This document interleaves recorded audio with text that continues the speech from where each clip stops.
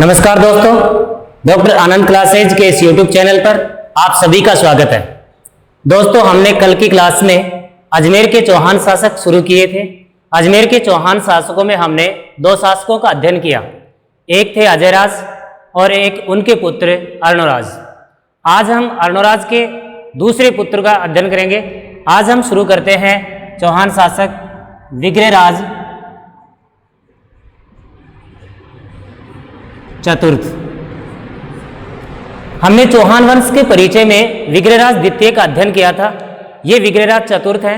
विग्रहराज चतुर्थ का अध्ययन करेंगे। सबसे पहले विग्रहराज चतुर्थ का हम कालक्रम देखते हैं। विग्रहराज चतुर्थ का कालक्रम है 1153 से 1163। थोड़ा पीछे का ध्यान लाएंगे हम। हमने बात की थी अर्णोराज के जैसे तीन पुत्र थे। अर्णोराज के तीन पुत्र थे। बड़ा ही बड़ा बेटा जगदेव ने अपने पिता अर्णोराज की हत्या की और शासक बना, किंतु उसी जगदेव का छोटा भाई यानी कि अर्णोराज का दूसरा पुत्र, उसने जगदेव को पराजित किया और अजमेर की सत्ता स्वयं धारण की। इस प्रकार से विग्रहराज चतुर्थ जो है वो शासक बने। तो विग्रहराज चतुर्थ के काल की हम बात करेंगे कि विग्रहराज चतुर्थ के काल से देखो, युद्धों की दृष्टि से देखा जाए तो पृथ्वीराज तृतीय का काल स्वर्णिम काल था। पृथ्वीराज तृतीय का काल में बहुत ही महत्वपूर्ण है। लेकिन अगर कला, साहित्य, शिक्षा इन सब के क्षेत्र में देखा जाए, परीक्षा की दृष्टि से भी देखा जाए, तो विग्रहराज चतुर्थ के काल से क्वेश्चन आते हैं। तो हम अध्ययन करते हैं विग्रहराज चतुर्थ के काल में क्या क्या बातें हैं। सबसे पहली बात, विग्रहराज चतुर्थ के काल को स्वर्ण काल कहा जाता है। पहली बात, इनके काल को स्वर्ण काल कहा जाता है। स्वर्ण काल क्यों कहा जाता है? क्योंकि इनके समय में इनके राज्य क्षेत्र में सभी क्षेत्रों में विकास हुआ। उनका हम आगे जाके अध्ययन करेंगे। सभी क्षेत्रों में विकास हुआ। जैसे हम देखते हैं किस किस क्षेत्र में जैसे विकास हुआ, कला, साहित्य, शिक्षा, कला, साहित्य, शिक्षा, इन सभी क्षेत्रों में विकास हुआ। इसी वजह से इनके काल को स्वर्ण काल के नाम से जाना जाता है। अगली बात करें विग्रहराज चतुर्थ के काल में, हम बात करें इनके दरबारी कवि। अभी हमने यहां अध्ययन किया कि इनके काल में साहित्य का विकास हुआ है। तो साहित्य लिखने वाले कौन हैं? दरबारी कवि। तो इनके दरबार में कौन कौन कवि हैं जिनका अध्ययन हम पीछे की क्लास में उनका नाम की चर्चा कर चुके हैं, लेकिन फिर भी हम विस्तृत अध्ययन करेंगे। तो दरबारी कवि जो है, एक जो सबसे मोस्ट दरबारी कवि, उसी की बात कर लेते हैं। दरबारी कवि का नाम है जयानक भट्ट। अब पिछले क्लास में हमने बात की थी जयानक भट्ट की रचना का नाम, जयानक भट्ट की वो रचना कहाँ रची गई और उसमें किस चीज का उल्लेख मिलता है। तो हम बात कर रहे हैं जयानक भट्ट की रचना जो है, रचना का नाम है पृथ्वीराज विजय। इस पृथ्वीराज विजय से हमें विग्रहराज चतुर्थ, पृथ्वीराज या चौहानों की जानकारी प्राप्त होती है। इसके बाद जयानक भट्ट के बाद अगला जो दरबारी कवि है वो है नरपति नाल है। और उसके बाद अगला दरबारी कवि है सोमदेव। कौन है भाई? सोमदेव। इसके बाद एक और दरबारी कवि का नाम है धर्म घोष सूरी। इस नाम की भी चर्चा हमने किया था। अर्णोराज के टॉपिक में धर्मघोष सूरी की हमने चर्चा की थी। कि अर्णोराज के दरबार में दो विद्वान थे। यहाँ ये विद्वान इनके दरबार में भी है। तो इन सब की बात करें, नरपति नालय की पुस्तक बीसल देव, इन साहित्य से या पुस्तकों से प्रश्न आते हैं। बीसल देव रासो। सोमदेव की पुस्तक ललित, एक बहुत ही प्रसिद्ध नाटक है ललित विग्रहराज। पिछले कुछ एग्जामों के हम उठाकर देखें, पिछले कुछ एग्जामों को, तो ललित विग्रहराज क्वेश्चन 2-4 बार आया हुआ है। अब एक एक की चर्चा करें। जयानक भट्ट ने पृथ्वीराज विजय जो पुस्तक है, पुष्कर झील के किनारे, इसकी रचना की थी। इसमें राजस्थान से संबंधित कुछ प्रथाएं जैसे सती प्रथा, स्वयंवर, नियोग प्रथा आदि प्रथाओं का इसमें अध्ययन है। और ये जयानक भट्ट कश्मीरी लेखक है। नरपति नाल है जो है वो इनके दरबारी कवि बीसलदेव रासो की रचना की है। इस बीसलदेव रासो में विग्रहराज चतुर्थ और साथ में हम बात करें एक महिला पात्र, विग्रहराज चतुर्थ और साथ में एक महिला पात्र का नाम है राजमती। महिला पात्र का नाम क्या है भाई? राजमती। एक राजकुमारी है राजमती और विग्रहराज चतुर्थ, इन दोनों के बीच प्रेम प्रसंगों का उल्लेख किया गया है और उल्लेख करने वाले कौन है? नरपति नाल है। सोमदेव का नाटक ललित विग्रहराज, इसमें भी एक महिला है। इसमें जो महिला है उसका नाम है देसल दे। इंद्रपुर की राजकुमारी है, इंद्रपुर की राजकुमारी देसल दे। इसमें भी सोमदेव ने यही चर्चा की है। विग्रहराज चतुर्थ और देसल दे के बीच प्रेम प्रसंगों का उल्लेख है। इधर हम बात कर रहे थे विग्रहराज चतुर्थ, इधर हमारे सामने बीसल देव नाम आया तो विग्रहराज चतुर्थ का ही उपनाम है बीसल देव। अब चर्चा करें धर्मघोष सूरी की। धर्मघोष सूरी अर्णोराज के दरबार में रहा करते थे।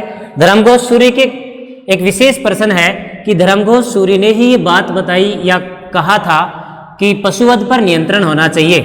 तो विग्रहराज चतुर्थ ने एकादशी के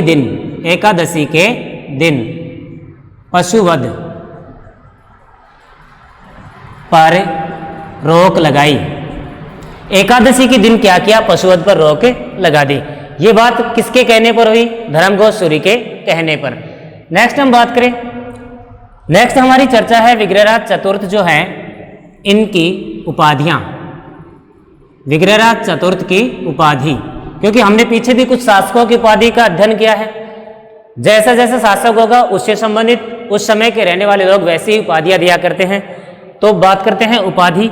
विग्रहराज चतुर्थ की उपाधियां, सबसे पहली उपाधि की बात करें, पहली उपाधि है कवि बांधव।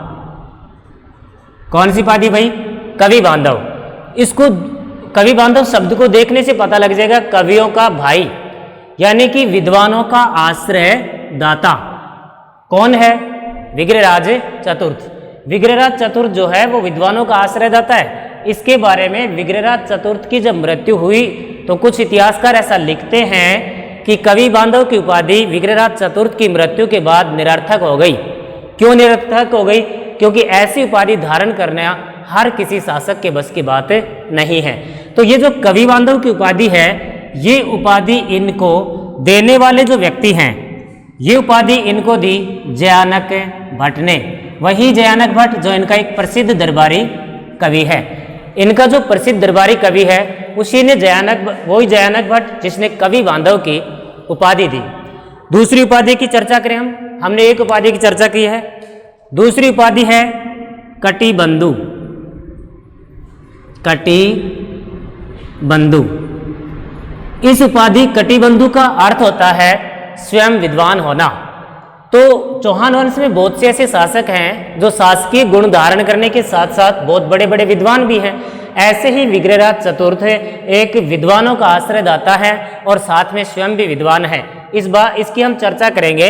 इसकी चर्चा हम ये कर लेते हैं कि हमें कैसे पता लगेगा कि विद्वान है, क्योंकि इन्होंने स्वयं ने एक नाटक की रचना की थी। नाटक का नाम है हरिकेली। क्या नाम है भाई? हरिकेली। अब जयानक भट्ट की रचना तो हमने वहां पढ़ ली है।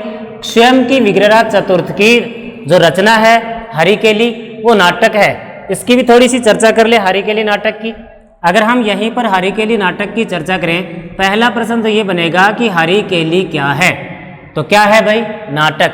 हरिकेली नाटक है। और अब प्रश्न बनता है कि किस भाषा में है? हरिकेली नाटक संस्कृत भाषा में लिखा हुआ एक नाटक है। कौन सी भाषा में भाई? संस्कृत भाषा में। हम चाहे जहां से प्रश्न निकाल सकते हैं। फैक्ट टू फैक्ट चल रहे हैं हम, देखो ज्यादा बखान नहीं करते हैं और फैक्ट टू फैक्ट प्रश्न की मांग की जाती है। संस्कृत भाषा में हरिकेली नाटक लिखा। नेक्स्ट बात है कि ये नाटक किससे प्रभावित था? तो एक प्राचीन समय में एक नाटक चलता था नाटक का नाम था किरारतु जूनियम। किरारतु जूनियम। तो क्या आप बताएंगे किरारतु जूनियम की रचना किसने की? किरारतु जूनियम भी एक संस्कृत भाषा का नाटक है और किरारतु जूनियम की रचना भारवी के द्वारा की गई थी। किसके द्वारा भाई? भारवी। भारवी के द्वारा किरारतु जूनियम की रचना की गई।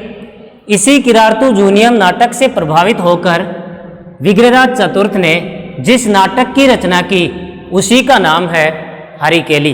क्या नाम है भाई? हरिकेली। तो एक इतना बड़ा शासक है जिसने इतना बड़ा नाटक की रचना की, हरिकेली नाटक, जो किरारतु जूनियम इससे प्रभावित है। नेक्स्ट हम बात करें हरिकेली नाटक जो है इसके कुछ अंश, हरिकेली नाटक के कुछ अंश दो जगह पाए जाते हैं। कितनी जगह भाई? दो जगह। एक की बात करें, एक है अढ़ाई दिन का झोंपड़ा। हरिकेली नाटक के कुछ अंश कहाँ पाए जाते हैं? अढ़ाई दिन का झोंपड़ा। दूसरा, हम इस अढ़ाई दिन के झोंपड़े की पूरी चर्चा करेंगे, क्या है और क्या नहीं। दूसरा जो है वो ब्रिटेन में एक शहर है, शहर का नाम है ब्रिस्टल। इस ब्रिस्टल में राजा राम मोहन राय की समाधि बनी है। उसी समाधि पर इस नाटक के कुछ अंश लिखे हुए हैं। आप देखेंगे या आप समझते हैं कि भारत में पुनर्जागरण के अग्रदूत के रूप नाम से जाने जाते हैं राजा राम मोहन राय, जिन्होंने सबसे पहले पुनर्जागरण या समाज सुधार से संबंधित कुछ कार्य किए हैं। सामाजिक क्षेत्र में, धार्मिक क्षेत्र में, एजुकेशन में, हर क्षेत्र में राजा राम मोहन राय का अग्रणी योगदान रहा। वही राजा राम मोहन राय अकबर द्वितीय की सलाह से, अकबर द्वितीय के आदेश से ब्रिटेन में गए थे और अकबर द्वितीय जो थे उसी अकबर द्वितीय ने राजा की उपाधि दी थी और वो ब्रिटेन ही रह गए। वहीं पर उनकी मृत्यु हो गई। तो वहां पर जो उनकी समाधि है उस समाधि पर भी हरिकेली नाटक के कुछ अंश प्राप्त होते हैं। तो ध्यान देंगे, हरिकेली नाटक के अंश कितनी जगह मिले हैं? दो जगह। एक है अढ़ाई दिन का झोंपड़ा और दूसरा है ब्रिस्टल, राजा राम मोहन राय की समाधि।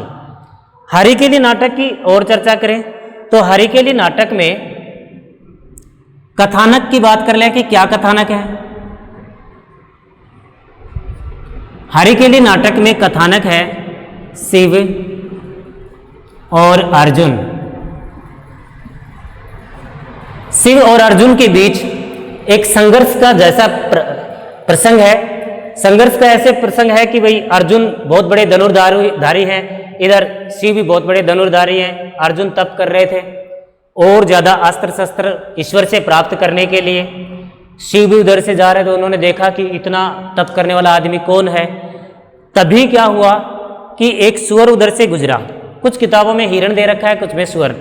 उधर से गुजरा तो शिव और अर्जुन, भगवान शिव और अर्जुन दोनों ने एक साथ तीर चलाए और दोनों के तीर एक साथ उस सुअर के या उस हिरण के लगे। वो मर गया। तो इन दोनों ने हक जताया कि पहले मैंने मारा, अधिकार जताया। तो अर्जुन समझ रहे हैं कि मुझसे बड़ा धनुर्धारी इस दुनिया में दो तीन आदमी हैं। जैसे द्रोणाचार्य है, भगवान इंद्र हैं या भगवान शिव हैं। तो द्रोणाचार्य आप हो नहीं, आप कौन हो? तो शिव जो है वो अपने असली रूप में आए, पहले शिकारी के रूप में थे, असली रूप में आए। ऐसी कुछ कथानक जो है उसकी चर्चा हमें कौन से नाटक से मिलती है? हरिकेली नाटक से। तो ये नाटक प्रभावित हुआ किससे? किरारतु जूनियम से। इस प्रकार से आपने देखा होगा विग्रहराज चतुर्थ का काल क्या है? स्वर्ण काल। क्यों है? कला, साहित्य, शिक्षा, प्रत्येक क्षेत्र में विकास हो रहा है। अभी हमने बात की साहित्य की। साहित्य देखना, पृथ्वीराज विजय, बीसलदेव रासो, ललित विग्रहराज, ठीक है, हरिकेली, ऐसे अनेक नाटकों की रचना हुई। ये साहित्य है। धर्मघोष सूरी के कहने पर विग्रहराज चतुर्थ ने एकादशी के दिन पशुवध पर रोक लगा दी। ये भी एक प्रश्न आने लायक है। विग्रहराज चतुर्थ की उपाधि और दरबारी कवि, इन सब का अध्ययन करने के बाद अब हम पढ़ेंगे कला, शिक्षा, साहित्य, इनमें और क्या क्या बातें हैं। तो एक बार आप स्क्रीनशॉट लें।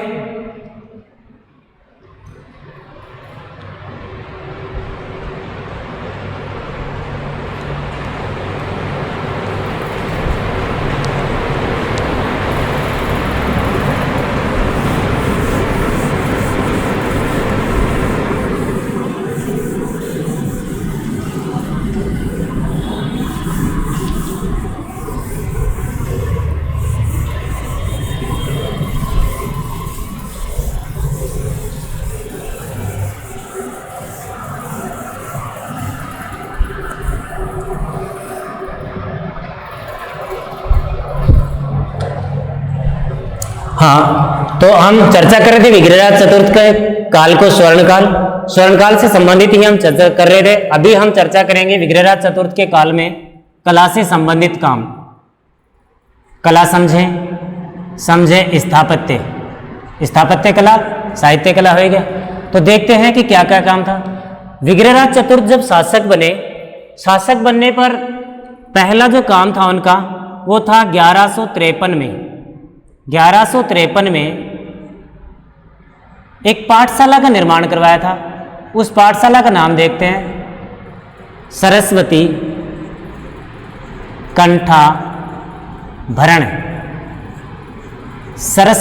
कंठाभरण संस्कृत पाठशाला। सरस्वती कंठाभरण संस्कृत पाठशाला। अब ये कला है, कला के साथ शिक्षा भी है, स्थापत्य कला भी है और शिक्षा भी है। तो सरस्वती कंठाभरण पाठशाला का निर्माण विग्रहराज चतुर्थ ने 1153 में करवा दिया।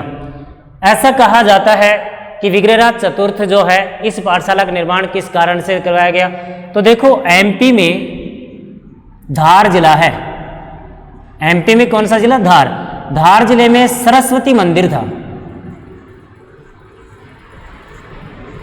सरस्वती मंदिर एमपी के धार जिले में सरस्वती मंदिर से प्रभावित होकर उन्होंने इस प्रकार का कदम उठाया या सरस्वती कंठाभरण पाठशाला जो मूल रूप से संस्कृत भाषा की है। आप देखेंगे जो भी साहित्य लिखे गए वो भी ज़्यादातर संस्कृत भाषा में। तो सरस्वती मंदिर जो है धार जिले में है। विग्रहराज चतुर्थ एक बार उधर से गुजर रहे थे तो उन्होंने देखा कि एक मंदिर है और उस मंदिर में जो पुजारी लोग हैं वो सुबह शाम शिक्षा देने का काम करते हैं। तो ऐसा मन में विचार आया कि इससे संबंधित काम, शिक्षा देने का काम जो है वो वास्तविक रूप से राजा का कर्तव्य है। तो क्यों नहीं, जब मैं शासक बनूं तो शासक बनने पर मुझे ऐसा कोई काम करना चाहिए। तो उन्होंने इस प्रकार का काम किया। ये जो सरस्वती कंठाभरण संस्कृत पाठशाला है, इस पाठशाला में उस समय 84 विषयों का अध्ययन करवाया जाता था। तो देखो कितनी प्राचीन बात है, उस समय हमारी कितनी बड़ी उपलब्धि है कि उस समय 84, आज हम 84 विषयों का नाम भी सही ढंग से नहीं जानते और उस समय 84 विषय पढ़ाए जाते थे। 84 विषयों का अध्ययन कराया जाता था। नेक्स्ट हम बात करें इस पाठशाला को तुड़वाने की बात। इस पाठशाला को तुड़वाया गया और तुड़वाने वाले कौन थे भाई? कुतुबुद्दीन ऐबक। भारत के इतिहास में हम देखते हैं गुलाम वंश सल्तनत काल, उसके संस्थापक कुतुबुद्दीन ऐबक या पृथ्वीराज चौहान के समय मोहम्मद गौरी जो भारत में आए थे, उन्हीं मोहम्मद गौरी के दास थे कुतुबुद्दीन ऐबक। इस कुतुबुद्दीन ऐबक ने इस संस्कृत की पाठशाला को तुड़वा दिया और तुड़वाने के बाद में हम बात करें इस पाठशाला का नाम रखा गया। अब इसका नाम पड़ा अढ़ाई दिन का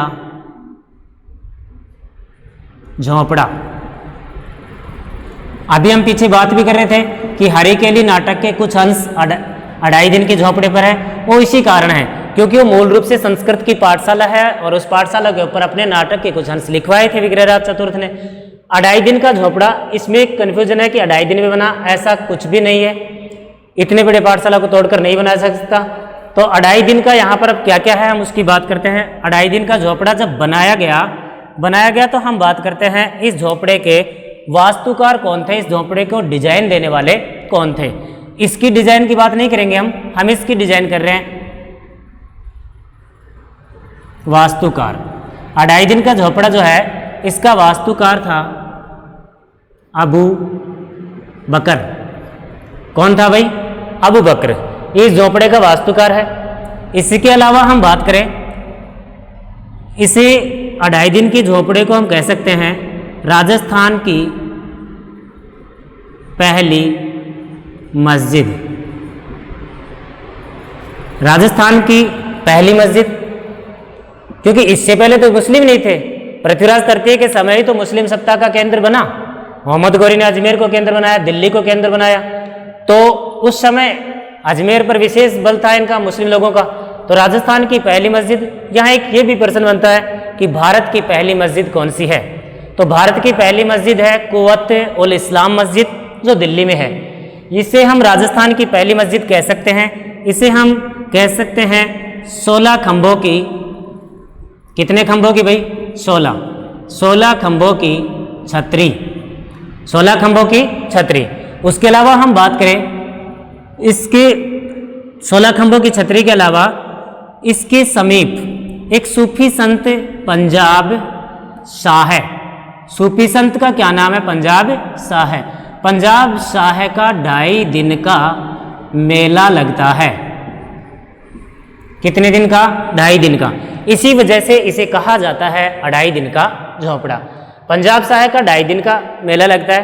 इसी के किनारे या इसी के ऊपर राजस्थान का पहला या राजस्थान में प्रथम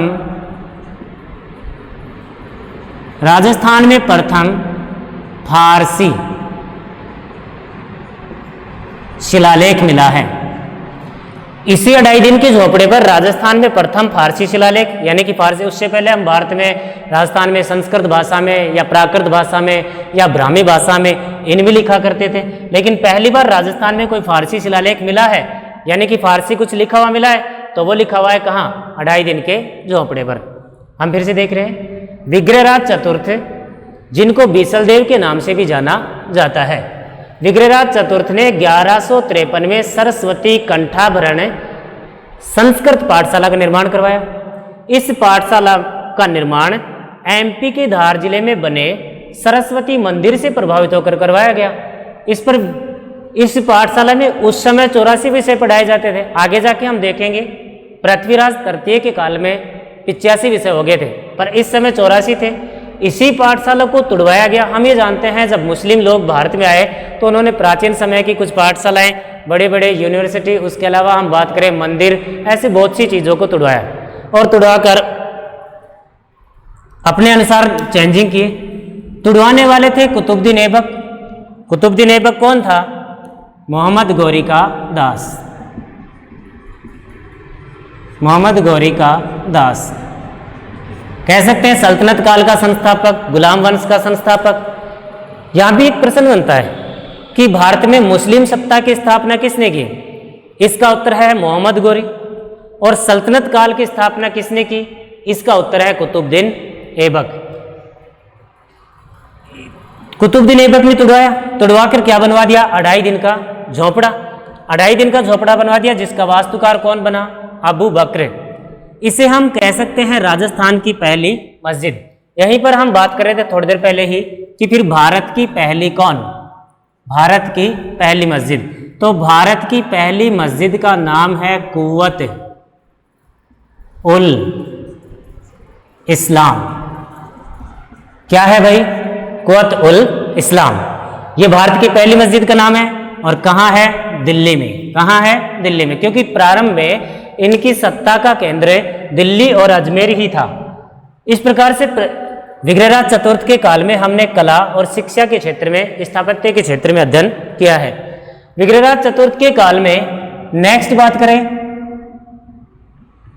नेक्स्ट करें तो इन्होंने राजस्थान के वर्तमान में टोंक जिले में, राजस्थान में वर्तमान में टोंक जिला है, यहाँ पर इन्होंने एक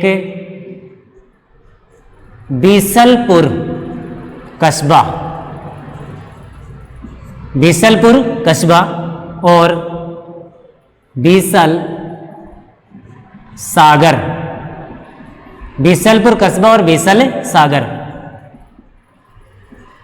बांध का निर्माण करवाया।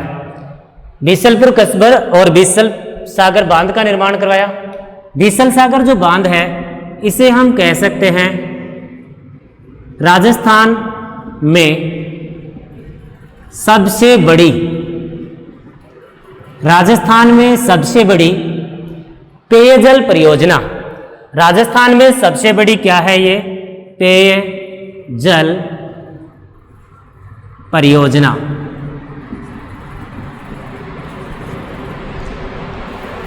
इसी बीसल सागर बांध के किनारे या बीसल सागर बांध के किनारे एक मंदिर बना है। मंदिर का नाम है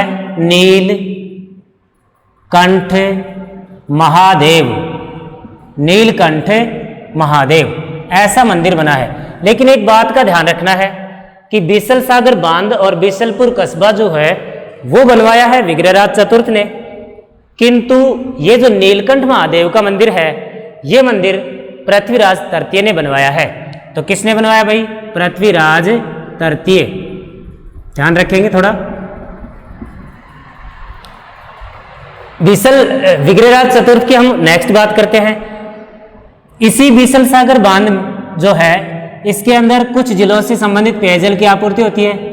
जैसे अजमेर में तो अजमेर की तो होगी, टोंक जैसे टोंक में है, अजमेर और जयपुर, इन जिलों से संबंधित पेयजल की आपूर्ति की जाती है। नेक्स्ट हम बात करें विग्रहराज चतुर्थ ने, विग्रहराज चतुर्थ ने दिल्ली को जीता। किसको जीता भाई? दिल्ली को। एक बहुत बड़ी उपलब्धि है। अभी तक हमने जब क्लास स्टार्ट की थी तब हम कह रहे थे कि चौहान वंश के शासक प्रतिहार वंश के अधीन काम करते हैं। अधीन काम करते करते इतने बड़े बन गए कि दिल्ली तक शासन हो गया। इसी वजह से तो हम पृथ्वीराज चौहान को, पृथ्वीराज तृतीय को भारत का अंतिम हिंदू राजा कहते हैं। क्या इसका मतलब भारत में अंतिम हिंदू राजा नहीं थे, लेकिन वो किसी रियासतों के थे। यहां पर हम बात करें तो ये चौहान शासक दिल्ली तक के थे, इसलिए उसे भारत का अंतिम हिंदू राजा कहा जाता है। विग्रहराज चतुर्थ ने दिल्ली को जीता। दिल्ली को जीता, इसकी जानकारी, ये बहुत ही बेस्ट क्वेश्चन है, इसकी जानकारी हमें दिल्ली शिवालिक, दिल्ली शिवालिक अभिलेख से प्राप्त होती है। और दिल्ली शिवालिक अभिलेख से इसकी जानकारी प्राप्त होती है, जिसमें लिखा है कि बीसलदेव नामक शासक ने दिल्ली का को पराजित किया या दिल्ली का तक शासन किया। एक चौहान शासक था जिसने दिल्ली तक शासन किया। इस समय दिल्ली का जो वंश था, इस समय दिल्ली के ऊपर जो वंश था उस वंश का नाम था तोमर वंश। क्या नाम था भाई? तोमर वंश। विग्रहराज चतुर्थ के बारे में कुछ विद्वानों की अपनी अपनी धारणाएं हैं। जैसे एक विद्वान आयरलैंड का है, विद्वान का नाम है कील हॉर्न। इस कील हॉर्न ने, विद्वान ने विग्रहराज चतुर्थ की तुलना, विग्रहराज चतुर्थ की तुलना कालिदास और भावभूति, कालिदास और भावभूति, इन दो विद्वानों से की है, क्योंकि दोनों ही संस्कृत के प्रसिद्ध विद्वान थे। और ऐसे ही विग्रहराज चतुर्थ ने भी संस्कृत में हरि के लिए नाटक की रचना की। इस वजह से कालिदास और भावभूति की बराबर का दर्जा देते हैं। और दर्जा देने वाले कौन है? कीलहॉर्न। ऐसे ही इनके दरबारी कवि जो थे उनका नाम था सोमदेव। क्या नाम था भाई? सोमदेव। सोमदेव ने इनको विद्वानों में श्रेष्ठ माना है। शासक तो श्रेष्ठ हैं, विद्वानों में क्या माना भाई? श्रेष्ठ। सोमदेव ने इनको विद्वानों में श्रेष्ठ माना है, शासक अपने आप में श्रेष्ठ है। तो इस प्रकार से विग्रहराज चतुर्थ की हमने चर्चा की। एक बार फिर बात कर लेते हैं क्या क्या चर्चा की है हमने।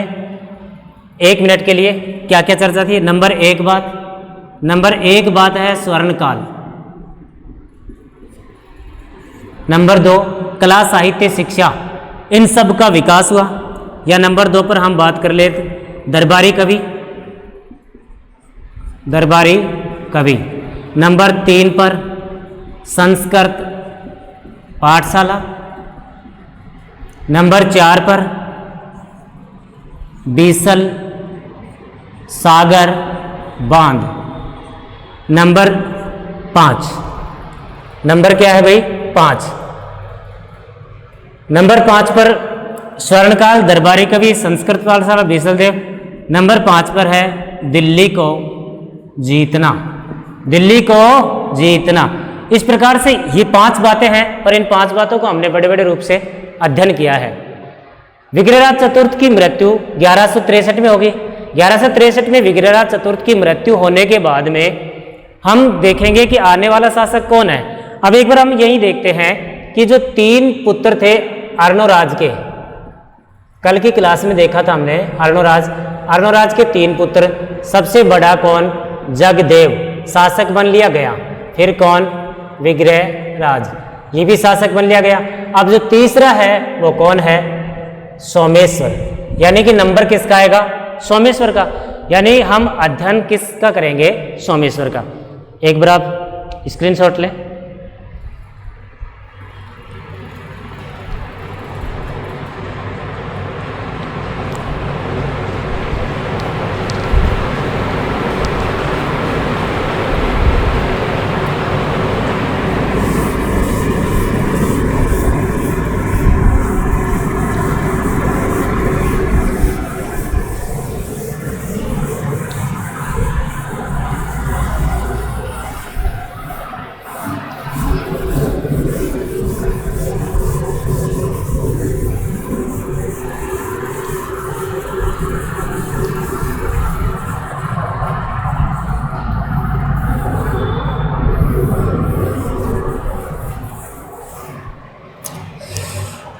हाँ, तो प्रिय विद्यार्थियों, हम नेक्स्ट शासक की चर्चा करें। नेक्स्ट शासक है सोमेश्वर।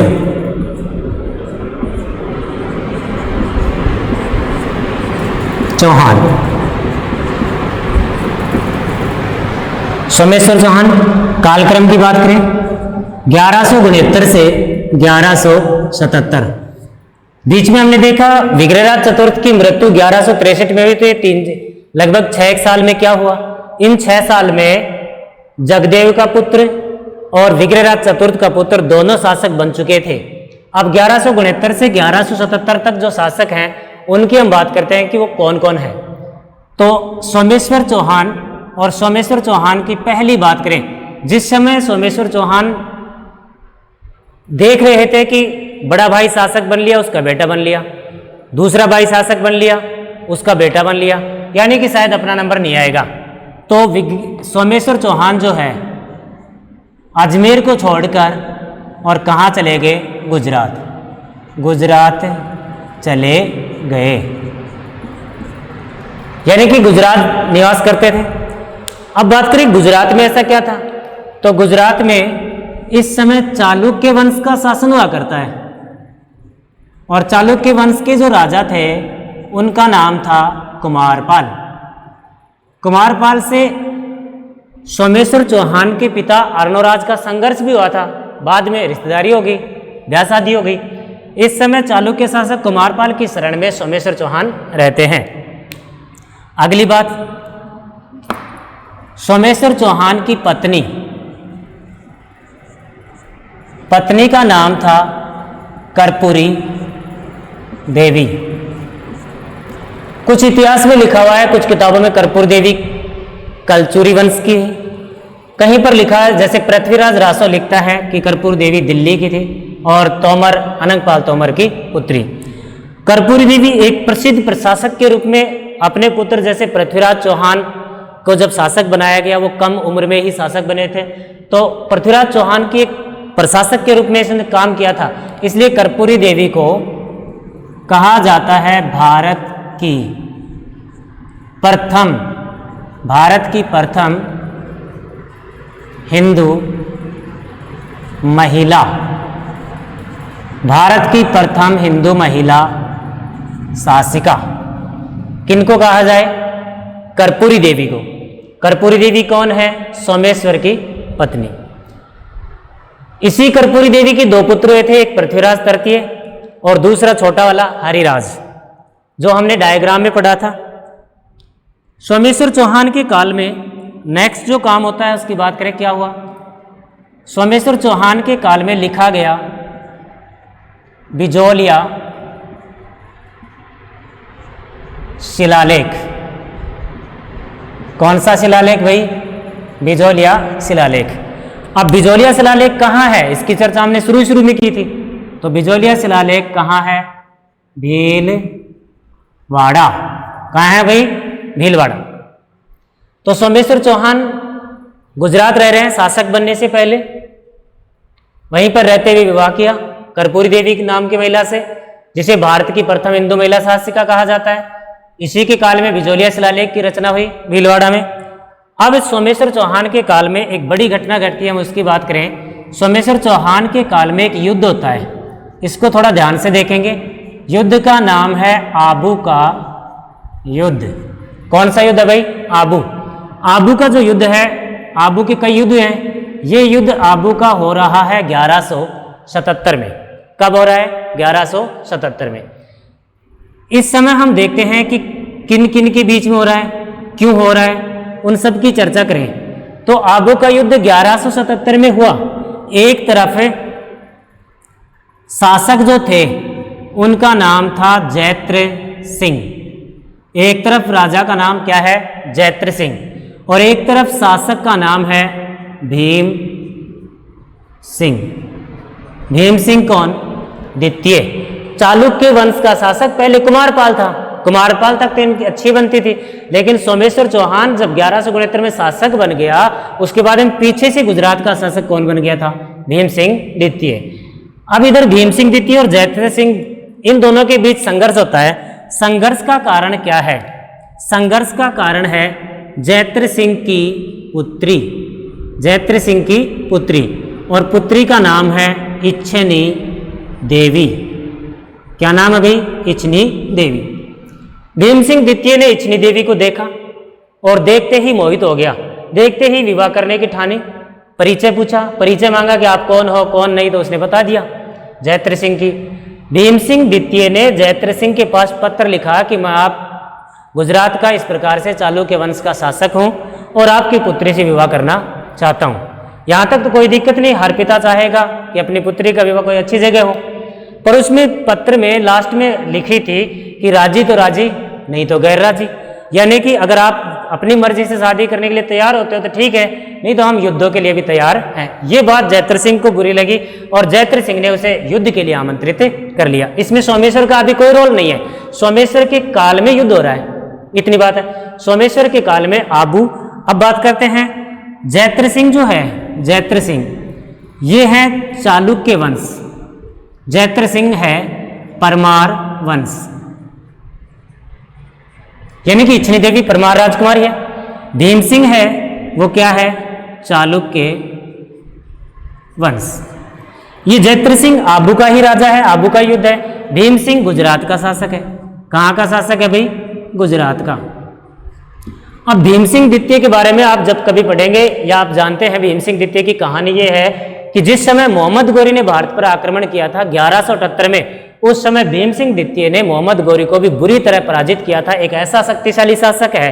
तो भीम सिंह द्वितीय ने जैत्र सिंह पर जब आक्रमण कर दिया तो जैत्र सिंह ने आमंत्रित कर लिया किसको? सोमेश्वर को।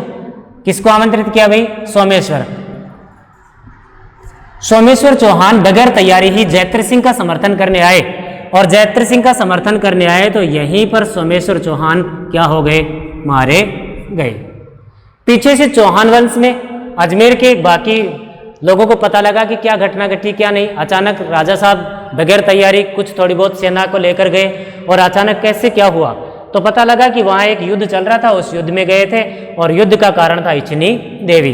तो तुरंत एक अच्छे दिमाग की धनी या एक अच्छे प्रशासक थी कर्पूरी देवी, तुरंत कर्पूरी देवी ने ऐसा जो इच्छनी देवी है इसके विवाह की हाँ भर दी कि चलो कोई बात नहीं, एक आदमी गया तो एक आदमी तो वापस आना ही चाहिए। तो अब कर्पूरी देवी ने शर्त रख दी कि इस युद्ध में या इन सब में चौहान वंश आपका साथ देता रहेगा। किसका? जैत्र सिंह का।